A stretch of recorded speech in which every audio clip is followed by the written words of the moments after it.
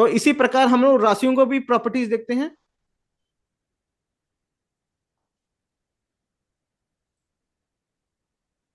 हम्म। अब राशियों की प्रॉपर्टीज पे हम लोग कुछ नजर मारते हैं।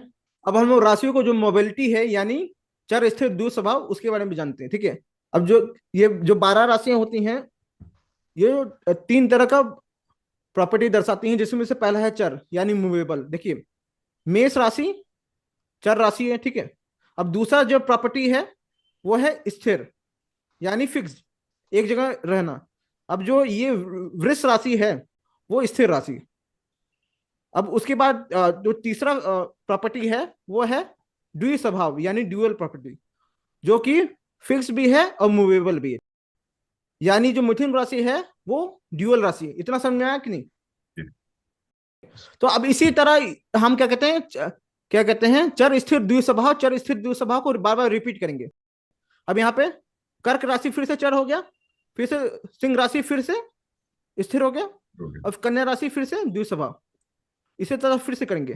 तुला राशि फिर से चर हो गया, वृश्चिक राशि फिर से स्थिर हो गया, धनु राशि फिर से द्विस्वभाव, मकर राशि फिर से चर हो गया, कुंभ राशि फिर से क्या हुआ, स्थिर हो स्थिर गया, स्थिर स्थिर हुआ हो ना, गया। स्थिर हुआ। स्थिर।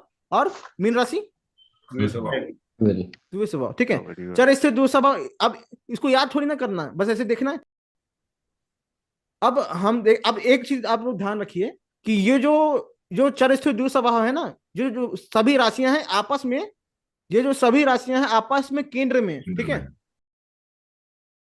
सारी स्थिर राशियां भी आपस में केंद्र में हैं और सारी द्विस्वभाव राशियां भी आपस में केंद्र में।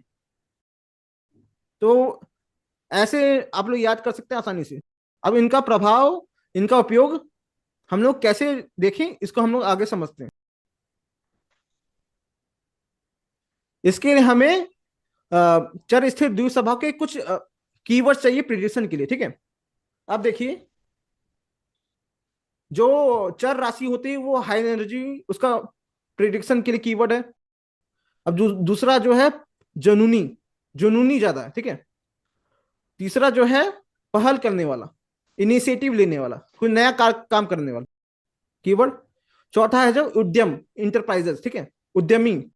अब स्थिर राशि को हम देखते हैं। अब जब चर देखिए, चर का उल्टा स्थिर होता है, ठीक है, तो जाहिर सी बात जो ऊपर वाले का ठीक उल्टा होगा इसमें। तो हाई एनर्जी है चर में, तो इसमें स्थिर राशि में लो एनर्जी होगा। इग्नोरेंस, अब कोई व्यक्ति उद्यमी है, जुनूनी है, तो वो ज्यादा जिज्ञासु भी होगा, तो स्थिर राशि जिज्ञासु का ना होना, ठीक है, इग्नोरेंस ज्यादा होगा उसमें। अब अब इग्नोरेंस ज्यादा होगा, लो एनर्जी रहेगा, तो आलस भी रहेगा ना। तो आलस, आलसी होना, लापरवाह होना, ये भी दर्शाता है। और अनकेम्ड, ठीक है, यानी मैला कुचैला, ठीक है, अस्त व्यस्त होना, बाल बिखरे होना, सही से मेंटेन होके ना होना। अब ये सब तो मैंने बहुत खराब चीजें बता दी, कुछ अच्छी चीजें भी मैं बता देता हूँ। जो स्थिर राशि होती है वो स्थिर प्रकृति वाला होता है, यानी किसी भी परिस्थिति में बहुत ज्यादा ना खुश होना, ना बहुत ज्यादा दुखी हो जाना। ये अच्छी चीज है कि नहीं? धीर, वीर, गंभीर, गंभीर, ठीक है, धैर्यवान। और ये जो स्थिर राशि वाला होता है ये पुरानी परंपरा को बहुत सम्मान करता है, ठीक है, क्योंकि स्थिर का मतलब जो सदियों से चला आ रहा वही कंटिन्यू करो, इसका मतलब ये होता है। अब द्वि स्वभाव के लिए हम लेते हैं यहां पर, जो द्वि स्वभाव राशियां होती हैं वो मर्सीफुल या भी मैट्रिपूड, अम्बिलिकल होती हैं, ठीक है, कीवर्ड है प्रिडिक्शन का। अब जो द्वि स्वभाव राशियां होती हैं वो भी कंपैशनेट राशियां होती हैं, करुणामय। अब जो द्वि स्वभाव राशियां होती हैं वो सुखद और चैरिटेबल राशि होती हैं, मतलब उनमें चैरिटी का गुण ज्यादा है, ठीक है। और जो द्विस्वभाव राशियां होती हैं वो स्टडी गोइंग, यानी एक एक रफ्तार से, एक एक्सेलरेशन से, एक स्पीड से सतत चलने वाला, इसको याद रखिएगा। जो द्विस्वभाव राशियां होती हैं सारी मानव राशियां हैं, बस क्या कहते हैं, मीन राशि को छोड़ के सारी मानव राशियां हैं द्विस्वभाव में। तो ये थोड़ा निस्वार्थ एक्शन दर्शाती हैं, ठीक है। धर्मार्थ के लिए कुछ। तो हम लोग क्या करते हैं, चलिए अब देखिए द्विस्वभाव राशियां में देखिए कभी कभी हमको चर स्थिर द्विस्वभाव की जगह बस चर और स्थिर में डिफरेंशिएट करना पड़ता है, मूवेबल और फिक्स्ड में। कि जो द्विस्वभाव राशियां होती हैं, मान लीजिए कि एक राशि 30 डिग्री की होती है, तो सारी द्विस्वभाव राशियां 30 डिग्री की होंगी। यदि उनको 15-15 भागों में बांटेंगे, 2 बराबर भागों में, पार्ट 1 पार्ट 2, तो इसमें क्या है कि जो फर्स्ट पार्ट है सारी द्विस्वभाव राशियों का, फर्स्ट पार्ट यानी 0 डिग्री से 15 डिग्री का स्थिर की तरह बिहेव करता है, और जो 15 डिग्री से 30 डिग्री का हिस्सा है वो चर की तरह बिहेव करता है। ठीक है, जब आपको दो चीजों में बस करना है तो ऐसे कर सकते, और इसको भी वैसे ही करना है जैसे हम लोगों ने कालबल पढ़ा था। कालबल में असेंडेंट की डिग्री के बदलते हुए कैप्रिकॉन और सजिटेरियस राशि का गुण बदल जाता है, उसी तरह इसको भी लेना है। चलिए अगला एग्जांपल हम लोग देखते हैं। अब देखिए इंटेलिजेंस के लिए मैंने क्या बताया था, 5th हाउस मरकरी, मरकरी से 5th हाउस, और मरकरी से 5th हाउस यहाँ पे क्या है, 4th हाउस ना। हमको ये नहीं देखना कि इंटेलिजेंस कैसा है, हमको ये देखना कि इंटेलिजेंस का यूज का हम लोग कैसे करते हैं, उपयोग कैसे करते हैं। तो इंटेलिजेंस का उपयोग करने के लिए क्या लेंगे हम लोग, बता दीजिए। Lord, house Lord. हाँ ठीक है, तो यहाँ पे 5th हाउस की जगह 5th लॉर्ड लेना है, ठीक है, और फिर मरकरी लेना है, ठीक है, मरकरी से 5th लॉर्ड। अब यहाँ पे 5th लॉर्ड कौन बना बताइए, 4th Lord, sorry 5th Lord 4th Lord बन गया। लोग वीनस भी बोल रहे हैं, बताइए। तो यहाँ पे मरकरी हो गया, अब ये मरकरी मरकरी हो गया, ठीक है।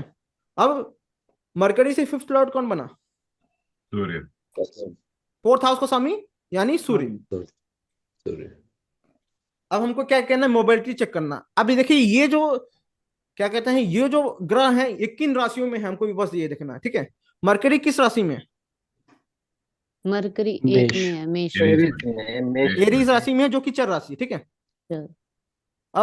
अब एज अ कारक भी वो एरीज राशि में जो कि चर राशि में, और सूर्य किस राशि में, मेष में, वो भी चर राशि में। अब तीनों चर राशि में है, इसका क्या मतलब है कि ये जो क्या कहते हैं हाई एनर्जी, जुनूनी है, पहल करने वाला उद्यम है, ठीक है। इसका क्या मतलब है कि ये व्यक्ति जिस भी किसी पर्सन का है, वो व्यक्ति उसका अपना इंटेलिजेंस बहुत ही पैशनेट तरीके से फॉलो करता है, पैशन, अपने पैशन के लिए अपना इंटेलिजेंस यूज करता है, और कुछ नया करने के लिए, कुछ नया इनिशिएटिव करने के लिए अपना इंटेलिजेंस का यूज करता है।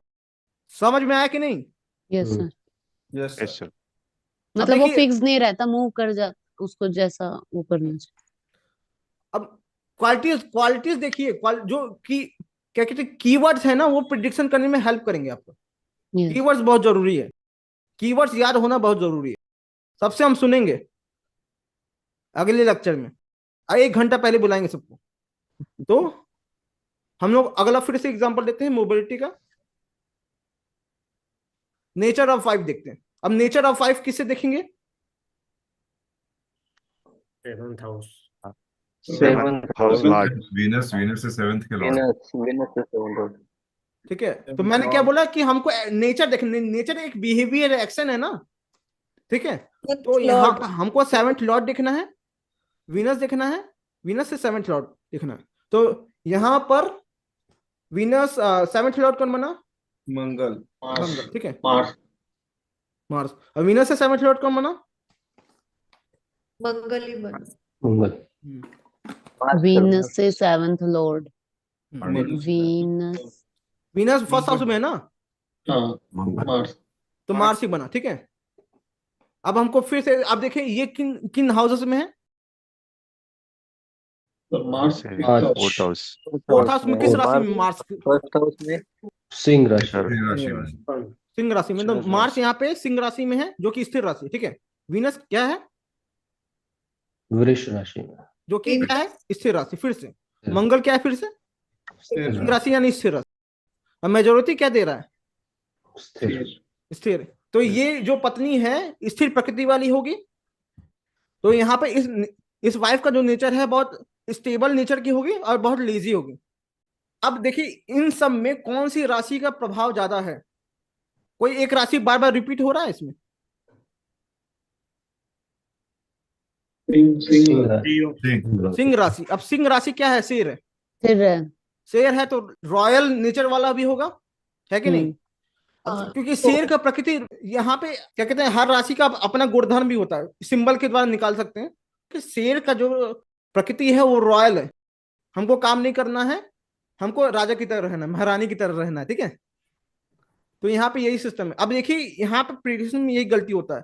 अगर तुम्हारा सेवंथ लॉर्ड यदि लियो में है तो तुम्हारी जो पत्नी होगी या फिर स्पाउस होगा वो बहुत शाही होगा, रॉयल होगा, ठीक है। अब यहाँ पे हमको बताइए सब, क्या सिर्फ सेवंथ लॉर्ड को देख के प्रिडिक्शन हो सकता है? नो, नहीं, तो यही बात है ना कि अब देखिए कोई व्यक्ति कहेगा तुम्हारा सेवंथ लॉर्ड, चीजें देखनी पड़ेगी। कोई कहेगा तुम्हारा सेवंथ लॉर्ड क्या कहते हैं लियो में है, सिर्फ तुम्हारी पत्नी रॉयल होगी, ठीक है। अब इसमें क्या सिस्टम है, क्योंकि मेरा सेवंथ लॉर्ड वीनस से भी सेवंथ लॉर्ड बन गया, क्योंकि दो फैक्टर होल्ड कर रहा है ना इसमें। हर हर किसी की कुंडली में दो फैक्टर वो नहीं करेगा, ठीक है। समझे कि नहीं? जी। तो यही सब चीजें जो अब लोग कहते हैं कि वीनस का जिस राशि में बैठा तो उस तरह की पत्नी मिलती है। कोई लोग कहता है सेवंथ लॉर्ड जिस राशि में बैठा रहता है उस तरह की पत्नी मिलती है। दोनों में से सही कौन है, कैसे देखे? तो यही तरीका है इसको देखने का, और यही चीज कोई बताता नहीं। तो इस चीज को अब देखिए कोई भी कीवर्ड आया तो तीन फैक्टर ध्यान में रखना है बस, और कुछ नहीं करना।